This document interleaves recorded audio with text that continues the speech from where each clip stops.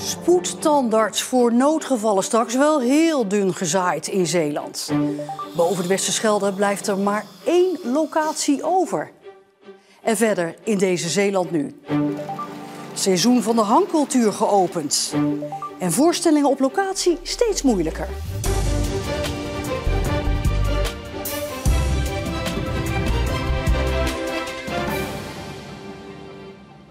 Goedenavond, maar we gaan eerst razendsnel naar het wielrennen in 's Heerenhoek. Want daar is zojuist de eerste etappe gefinished van de ZLM-tour. En onze sportverslaggever Stefan Nijpjes, die is daar. Ja, Stefan, vandaag ZLM-tour dus daar. Spannende koers? Het was een spannende rit, zeker met een verrassende ontknoping. Een etappe over 202 kilometer tussen Westkapelle en 's Heerenhoek.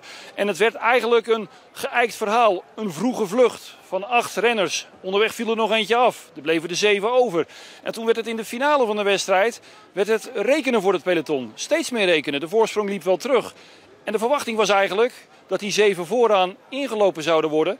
Maar dat gebeurde niet, want het peloton misrekende zich. Alle grote ploegen die kwamen er niet meer aan te pas en de 7 bleven voorop. En zodoende kreeg deze etappe in 's Heerenhoek hier op de Molendijk een verrassende winnaar in de persoon van Jentel van de Velde. Een Belg van de Nederlandse formatie Tour de Titema. Hij versloeg in de sprint Alexander Koningschev en op de 3e plaats de Nederlander Bert-Jan Lindeman. En daar had eigenlijk niemand op gerekend, want het zou een sprintersfestijn worden. Maar er werd wel gesprint, maar niet tussen de grote namen. Maar Jentel van der Velde, hij ging er met de zege vandoor. Ja, de hele etappe die reed door Zeeland en dan speelt de wind meestal een belangrijke rol. Was de wind daar vandaag wel hard genoeg voor? De wind was daar zeker in eerste instantie hard genoeg voor. Want bij de start in Westkapelle, het waaide behoorlijk. En eigenlijk in het begin van de wedstrijd werd alles al uit elkaar getrokken. Ontstonden er verschillende groepen. Maar na de Zeelandbrug kwam het toch weer allemaal bij elkaar. Alleen die 7 die bleven voorop. En het peloton moest gaan samenwerken om die 7 te achterhalen. Maar dat lukte dus niet. Dan rijden er natuurlijk ook meerdere Zeeuwen mee in de ZLM-tour. Hebben die zich vandaag een beetje kunnen laten zien? Ja, daar wil ik er toch 1 man uitlichten. En dat is Thijs de Lange, afkomstig uit Katendijk. Want Thijs de Lange, die rijdt voor Metec, was 1 van die 7 man die voorop reed. En ik denk dat de Lange behoorlijk zal balen. Want misschien had hij ook wel niet erop gerekend dat die 7 vooraan zouden blijven. Hij kon uiteindelijk niet meer meesprinten om de dagzege. Maar hij heeft zich heel de wedstrijd laten zien. En heeft bijna 200 kilometer, zou ik bijna willen zeggen, op kop gereden samen met die anderen. Maar hij heeft een prima indruk achtergelaten. Thijs de Lange uit Katendijken. En morgen dan? Weer een koers dus? Morgen gaat het peloton richting Limburg. Dan staat de etappe naar Bugten op het programma. En in de kop van het klassement is er overigens weinig veranderd. Want na de proloog van gisteren in Heinkensand stond Niels Eekhoff, een 25-jarige Nederlander, die rijdt voor DSM, aan de leiding. En dat staat hij nog steeds, want hij heeft geen schade opgelopen. Morgen rijdt hij richting Limburg, nog altijd in de gele leiderstrui. Stefan Nijpjes, dankjewel. Het is een verschraling van de spoedzorg, maar wegens het grote tekort aan tandartsen kan het niet anders, zeggen ze zelf. Vanaf half juni moeten inwoners van de Beverlanden, Walcheren en Schouwen-Duiveland in het weekend of de avond en nacht allemaal naar 1 spoedpraktijk in Oost-Soeburg. En daar balen ze van in Zierikzee. Dat is wel een eindje weg, ja. Ja, vervelend. Gelukkig hebben we zelf nog geen incidenten gehad of dat het nodig is geweest. Maar ja, als dat wel het geval is, dan is dat best wel ver weg. Anders kom je altijd terecht hier op het eiland en dan denk ik, naar Oost-Soeburg. Dat is niet bij de deur. Als je echt pijn hebt, dan lijkt het me dat niet heel fijn, nee. Je moet er niet aan denken natuurlijk, maar het kan fout gaan hier in de speeltuin in Zierikzee. En nu is de spoedhulp van de tandarts nog in de buurt. Maar binnenkort wordt het een fikse rit. Alle inwoners van de Beverlanden, Walcheren en Schouwen-Duiveland die in de avond- of weekenduren met spoed een tandarts nodig hebben, moeten daarvoor vanaf 17 juni naar Oost-Soeburg toe. En dat betekent dat iemand uit bijvoorbeeld Bruinisse in de auto 3 kwartier onderweg is. En vanuit Wemeldingen een half uur.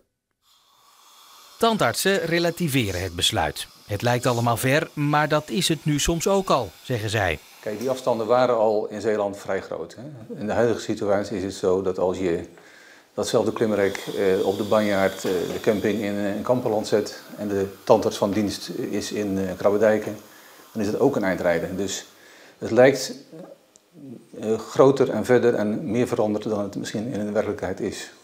Hier achter mij komt de spoedhulp van de tandarts in Oost-Soeburg. En hoe je het ook bent of keert, het is natuurlijk wel een verschraling van de zorg. Voor veel Zeeuwen betekent het langer rijden. Ja, het kan niet anders, zeggen de tandartsen. Er is nu eenmaal een tekort aan tandartsen.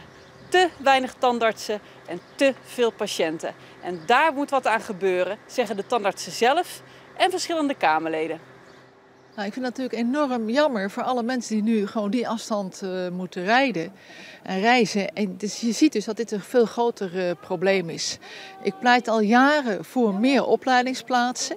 Maar met name ook dat er veel beter wordt gekeken waar die opleidingsplaatsen nodig zijn. Maar daar is nu nog geen formeel besluit genomen. Verwachten we wel deze week of volgende week. En daar heb je dan weer pas over 7, 8 jaar echt profijt van. Dat er dan 50 tot 100-tal extra mensen komen. Daar hebben de kinderen in de speeltuin hier in Zierikzee de komende jaren natuurlijk nog niks aan.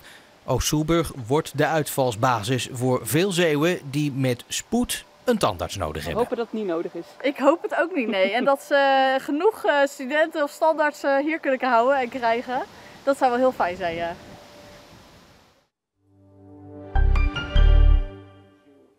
Het zit er nu toch echt aan te komen, de presentatie van het coalitieakkoord van het nieuwe provinciebestuur. Binnen een paar weken wordt het coalitieakkoord gepresenteerd, bevestigt formateur Gerard Rabelink. We zien hem hier sprekend op archiefbeeld. De coalitie bestaat uit SGP, CDA, VVD en de winnaar van de statenverkiezingen in Zeeland, de BBB. Het provinciebestuur krijgt 5 gedeputeerden, waarvan 2 van de BBB zijn. Bij de presentatie van het coalitieakkoord wordt dan ook duidelijk welke partij welke portefeuille krijgt. De laatste 4 Zeeuwse gemeenten hebben zich aangesloten bij Meld Misdaad Anoniem, oftewel M.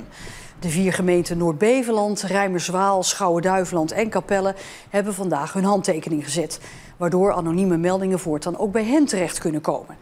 De andere Zeeuwse gemeenten hadden zich al eerder aangesloten. Bij Meld Misdaad Anoniem kunnen mensen, de naam zegt het al, misstanden anoniem melden via een telefoonnummer, een app of een site. Zeeuwse busreizigers die moeten omrijden vanwege de werkzaamheden aan de Haringvlietbrug kunnen per rit tot €12 terugkrijgen van busvervoerder Connection. Voor Brabantse reizigers was er al zo'n regeling, maar reizigersorganisatie Rover heeft ervoor gezorgd dat ook Zeeuwse buspassagiers een schadevergoeding kunnen claimen. Dat kan via de site van Connection. De populatie grote sterns in Zeeland blijkt meer dan gehalveerd door de vogelgriep. Van de 12.000 broedparen vorig jaar is nog maar een klein deel over, melden vogeltellers.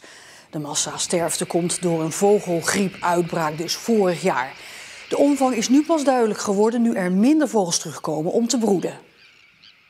Dat is dramatisch in de zin van dat kan tientallen jaren duren voordat deze populatie zich weer zeg maar op het niveau van een jaar geleden heeft gebracht. Tientallen jaren, dat is 20, 30 jaar misschien wel. Ook dit jaar is er vogelgriep onder wilde vogels. Zo gaat het dit jaar door die vogelgriep slecht met ooievaars, slechtvalken en kopmeeuwen. Er zullen komend seizoen weinig Zeeuwse bodemmosselen te koop zijn, zeggen mosselkwekers. Niet de bodemmosselen, maar hangcultuurmosselen stonden vandaag in de aandacht in Bruinisse. Daar werd het officiële seizoen afgetrapt, al worden ze al wel te koop aangeboden. Ja, aan de andere kant van de Oosterschelde was het iets eerder rijp. Ja, dat is de natuur. Het is koud voorjaar geweest en dan duurt het altijd hier wat langer. Er worden 2 miljoen kilo van deze mosselen per jaar ongeveer opgevist. Dus het is eigenlijk het kleine broertje van de bodemcultuurmossel, want daarvan zijn er veel meer. Dan wordt het percentage dit jaar waarschijnlijk wel wat hoger dan voorgaande jaren, omdat de opbrengst van de bodemcultuur niet enorm zal zijn. Het volume zal een beetje vergelijkbaar zijn met vorig jaar. En dat betekent in Nederland gewoon niet zo heel erg veel. Zeg maar gerust weinig. Laten we zeggen gewoon de helft van een standaardjaar. Ja. Er zijn er in de winter van 2021 zijn er heel veel weggewaaid. Daar hadden we vorig mosselseizoen last van, hebben we dit seizoen nog steeds last van. De verwachting is dat de prijzen van hangcultuur en bodemmosselen dit jaar licht gaan stijgen. Het seizoen voor bodemmosselen start begin juli. Waar vind je nog plekken in Zeeland om openluchtvoorstellingen te maken? Dat was de grootste uitdaging voor het Zeeland Nazomerfestival dit jaar. Met alle gebieden die onder Natura 2000 vallen, wordt het steeds moeilijker om locatietheater te maken. En dat is toch waar het Zeeland Nazomerfestival onbekend staat. We werken heel nauw met makers samen. De makers zijn alleen maar bezig geweest in Zeeland bijna. Maar daarmee was het heel erg belangrijk om de goede locaties daar ook bij te vinden. Dus we vertrekken vanuit de inhoud en daar hebben we de locaties bij gezocht. En dat is een hele zoektocht, want dat betekent ook dat je soms op plekken komt waar het niet is toegelaten. Of bijvoorbeeld Fort Rammekes, waar we nu bij staan. We zijn super gesteund door Staatsbosbeheer. Maar het is ook afhankelijk van de periode en de natuur niet verstoren. Wij denken ook dat het belangrijk is, die duurzaamheid, onze leefomgeving. Dus Fort Rammekes is in ieder geval een van de locaties. Maar dat was de grootste zoektocht dit jaar.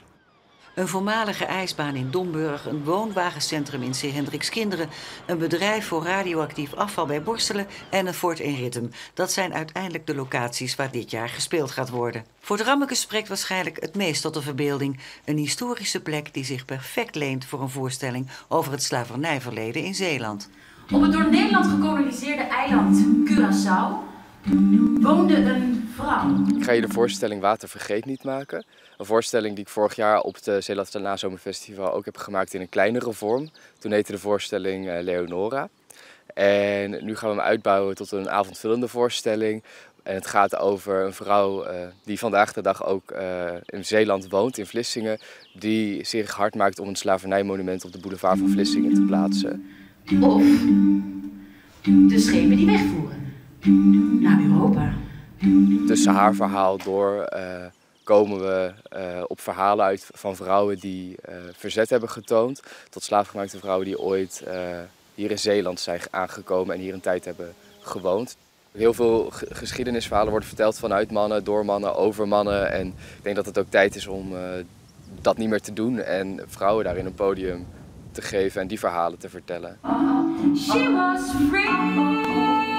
Vanuit Fort Rammekes vertrokken de schepen vroeger naar West-Afrika of kwamen ze terug vanuit de Antillen. Dus dat maakt het een hele iconische plek zo. De vrouwen die hier naar Zeeland kwamen, dit was een van de eerste plekken die zij van Europa zagen. Dus dat maakt het gewoon heel bijzonder om het hier te mogen spelen.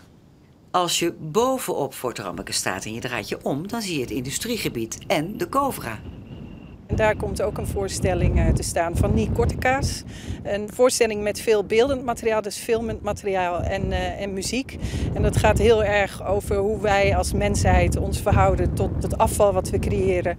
Tot en met wat we hier zien, de zee. En ook Covra zelf gaat echt een onderdeel zijn binnen de voorstelling. Dus het is niet gewoon zomaar een locatie, maar het hele verhaal vormt zich ook mede door Covra.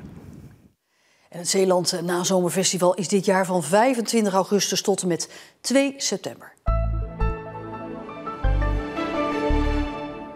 Ja, op een paar wolkenvelden na was het vandaag opnieuw een droge, zonnige dag. En door de afgenomen noordenwind werd het tot 26 graden in Zeeland. Ook morgen en zaterdag nog zonnig. Het blijft warm, maar vanaf zondag toch meer bewolking.